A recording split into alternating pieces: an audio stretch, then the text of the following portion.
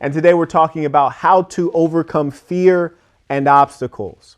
The very first thing to overcoming fear and obstacles is your mindset. And where do you get your mindset from? I'll tell you where I got mine from, but the important thing to know is that you can still build your mindset today. When I was a child, I had the great misfortune and fortune that my mother ended up using crack cocaine, which means that I had to be removed from the home and live with my grandmother, who is retired. The great thing about living with a retiree is that they have a lot of time. And my grandmother, having grown up like in the 20s, literally picking cotton, she had very old world values. Even though we had a car, she'd walk me to school. So when I was 7 years old, she'd walk me to school. And one such day, she told me, you're a boy, but you're going to grow into a black man.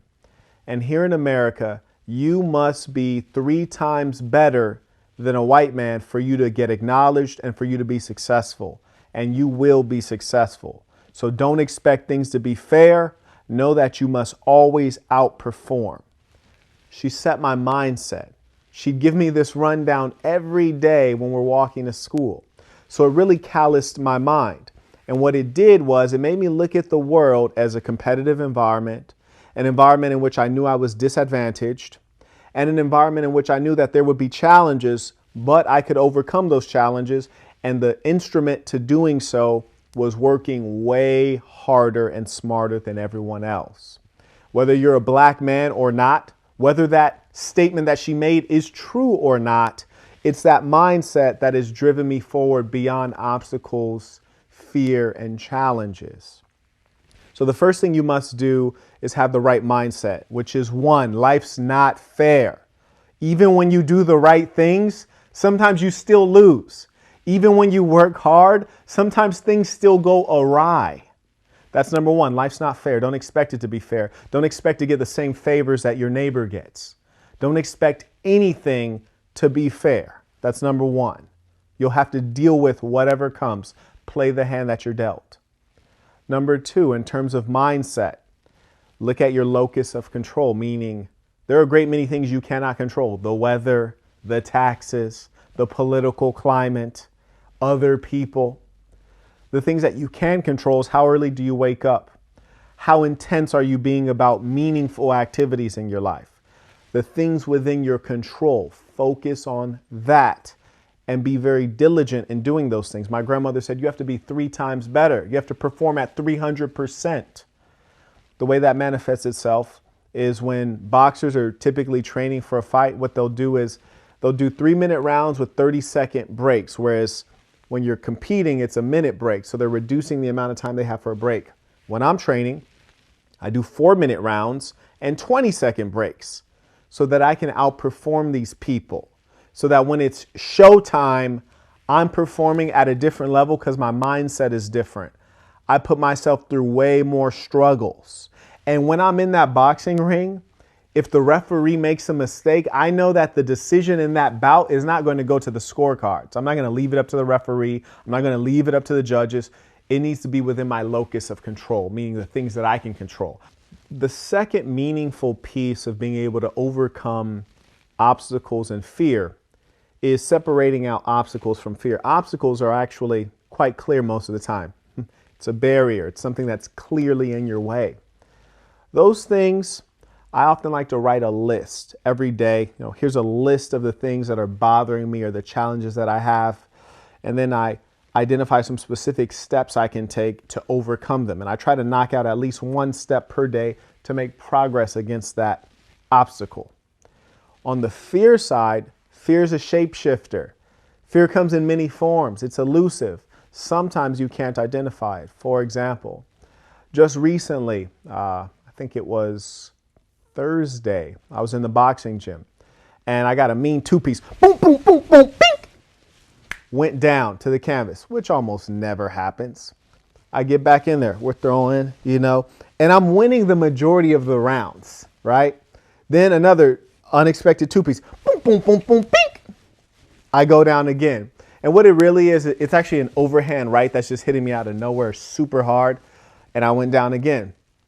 Now, by the time everything was done, after that, a couple rounds of sparring with a couple different folks, Then I continue my workout.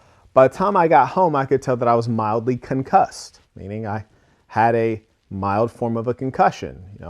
Headache lasted a couple days, didn't get any sleep whatsoever on the first day, which concussion is usually an extreme of no sleep or an extreme of too much sleep. Back to the gym. Am I making any money at boxing right now? I'm not making any money. Do I even really want to do this?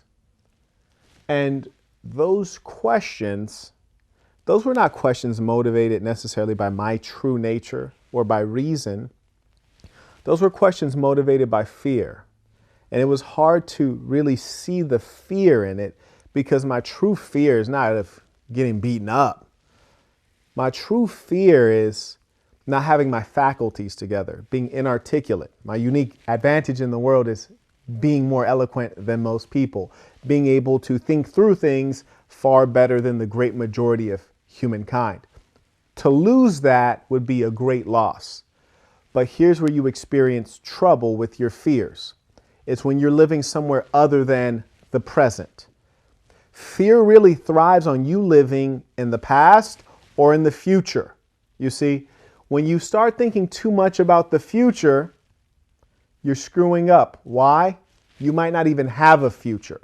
You might walk outside today, see the crosswalk, look, and they show you the white man saying it's all good to walk.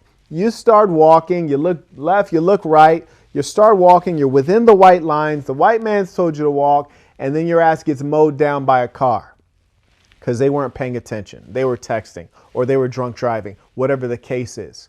You might not have a future. Don't worry about the future.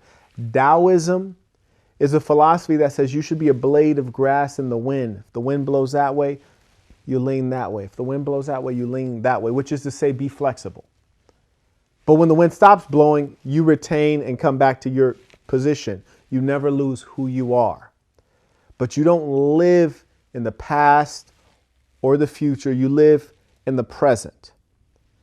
And what I mean by that with regards to boxing is my fear was, what if over time this takes a toll and your boy's punch drunk talking like Muhammad Ali in old age? But in reality, how many times have I gotten concussed? Second time. And that first time was over a year ago, maybe 2 years ago. And I'd been out of the gym for a while. Tends to happen when you've been out of the boxing gym, you get back in there thinking you can just pick up where you left off. So fear creeps in and you have to be able to identify it to fight it. That's number one, being able to identify the fear, which means that you must regularly engage in introspection, an examination of yourself. One in which you are not being sensitive with yourself, one in which you're being ruthless with yourself and digging out the real truth, getting to the bottom of things, getting clarity. And once you've identified what the real things are that are making you fearful, ask yourself, is there another kind of fear that I can leverage against that? Me, I have a fear that I'm very comfortable with. It's a fear of not being great. It's a fear of being average. It's a fear of walking around and no one knows my name. It's a fear of an empty bank account. You take those fears and measure them up against the petty fear of maybe I'll get a concussion or maybe I'll be punch drunk. And when I ask, who am I really? What is my true nature? I find that my true nature is I'd much rather be a lion for a day than a lamb that lives forever. That's who I actually am. That's how I really feel. And when I realize my true nature and I don't allow fear to get in the way, then I say, well, God damn it, I got to get back in the boxing gym. And the guy who sent me down 2 times, I pray for him because he has just signed himself up for some vicious shit. And mind you, important thing to know is that wasn't a regulated bout. That was just sparring in the gym. But God bless him. He just signed himself up for some real vicious shit because that night after I took those 2 pieces and went down, I didn't sleep that whole night. You know what I was doing while I was sleeping? I was fucking boxing in my sleep. I couldn't get any sleep, like jerking in my sleep because my mindset, my programming is to win no matter what it takes. That's who I really am. And when you remove fear, you allow your true nature to flourish. And that's what I'm telling you is know who you are, Be introspective. Ruthlessly identify fear. And if you can, use a greater fear that you like to destroy a petty fear. My greater fear is of not being great. My greater fear is of being average, is of being broke. Those are greater fears.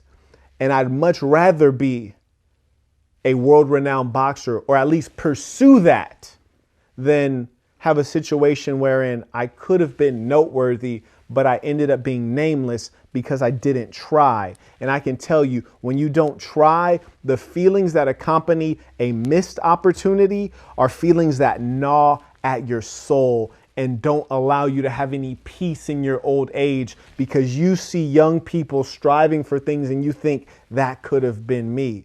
Even in your advanced age, you should still be striving because you can still do excellent things. My third tip on dealing with obstacles and fear. I actually have what I call a black box. I've never mentioned it, but I'm actually writing a book right now. And throughout my book, what I describe are the things that go into the black box. You're familiar with aviation. All airplanes have a black box in which it's essentially recording the happenings of the aircraft, so that in the event that there's a crash and they need to see what happened, they can get this indestructible box and then essentially see what was recorded to find out what went wrong. In my book, when I mention the black box, I'm really talking about essentially what it is an indestructible collection of memories. And inside of this black box are all of the memories that compose you, all of the memories that have created your mindset, the challenges you've went through that made you strong, the triumphs that you've brought yourself to that have added to your character, the accolades that let you know who you are. All these memories in this black box. And in this black box, it's something that I like to open from time to time. When you're on a long run and you're at mile 11, you need to get to mile 13. Not because you're in a race, but because you said you're running 13 miles. You open up that black box and you say, oh, well, if I've been through this, I can run 13 miles. Or if I've done this, I can run 13 miles. It's all about mindset. And so I look in that black box, almost like a filing cabinet, go through the memories, and I replay those memories of triumph or memories of struggles I've overcome and came out on top, or times I showed resolve and focus. So have your black box and replay those memories and remember who you are, and you show yourself who you are. And the important thing to know is that who you are is who you've behaved as consistently. You are your habits. Therefore, excellence is a habit. I believe Aristotle made some formulation of that. So if you say that you're a person who runs, if I spent a week with you, I should observe you running regularly, if not daily. We're in an era where people say that they are so many things, but in reality, we find out that they are so little. Speak very little. Be very much.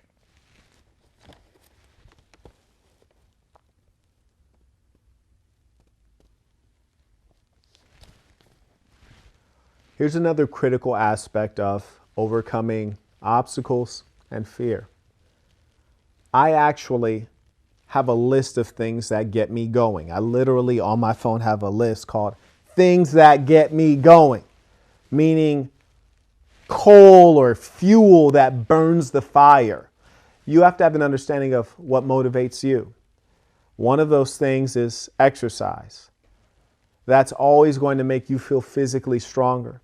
There is obviously a mind-body connection. I'm not saying this on a spiritual level. I'm saying this as hard biological science will let you know that your physical body will improve the functioning of your mind. It will improve your feelings of optimism and happiness. Work out. When you look like a lion, when you feel like a lion, when you feel strength, you will feel more capable in achieving what you have to achieve, and most importantly, in overcoming obstacles and fear. So that's number one. exercise. And I'll share a few of the things that are personal to me. You'll have to find out what works for you. Another thing that I like is I love stories of inspiration. So I might watch a documentary on someone who's very accomplished, or a docudrama, or a good film that I like. And often I might not even watch it. I'll just listen to it while I'm working and grinding. But I'm putting in that positive information into my mind. Whatever you find that motivates you or brings you clarity or spiritual relaxation to get you in the right mindset for you to attack and be a pit bull and go at what you want, have a list of those things, because reversing a breakdown is very difficult. So when you have a discrete list and you say, man, I don't feel so good, and you try everything on that list that you know makes you feel good, one of those things are going to spark you. So it's important to have that list. Something that I read an article on when I was in university. There was an article that came out of Caltech in Pasadena. It was on anxiety, specifically performance anxiety. Often when we find that we procrastinate, it's because of performance anxiety. When we experience fear or obstacles, it's generally circled around how we will perform in a given task, right? So say you get hired for a job and now you're nervous about going to your first day of work. Are you really fearful of the job? No, you're more so fearful of how you will perform at the job. It's performance anxiety. The number one way to get over performance anxiety is to be prepared, to have practiced well what you're going to perform. Number two is to know that you've done everything that is within your control, and everything else will have to be left up to fate, which means that you must be a person of faith, which is very difficult. Me personally, I follow Islam. I'm also a keen observer of Christianity and Judaism. But find something that works for you, whether it's Mormonism, Jehovah's Witness, Amish, Joangers, Mennonites, you name it. Be spiritually guided. We're in a world that is very rotten. Many people are following money as a god, which is ironic because most people don't have any money, but whether they do or don't have any, they're still chasing it. When you're spiritually guided, it allows you to see the world more clearly, make better decisions, but most importantly, have faith. And faith carries the human being through. When you see your end point is here, your standing point is here, and there appears to be a major gap with no bridge, faith is what often keeps you focused and believing you can get there. And an exercise of faith is praying regularly. Even if you're not necessarily praying to Allah or a God or Jehovah or Yahweh or Yeshua or whoever, if you take out time to meditate regularly in peace and silence, reflect on what you want and what you need, you can attract those things and you can maintain that positive vibration that will send you on your way. Faith is absolutely critical. You must be a person of spirit. You must be guided. I thank you for having shared your time with me and joined this community. If you have anything to add to the discussion, please do comment. Absolutely click that like. And more importantly, if you haven't subscribed, definitely click the subscribe button. And if you have subscribed, click the bell next to the subscribe button. Critically important. That'll give you a notification of when we go live. It'll give you a notification of when we post new videos. Let us rise for the creed of the assassin. Wherever you are, say this with full conviction, knowing that this is true of you. Repeat after me, the creed of the assassin. I am going to be who I truly am because I am remarkable. I'm going to be who I truly am because I am remarkable. And I'm going to strive every moment to show the greatest part of who I am. And I'm going to strive every moment to show the greatest part of who I am.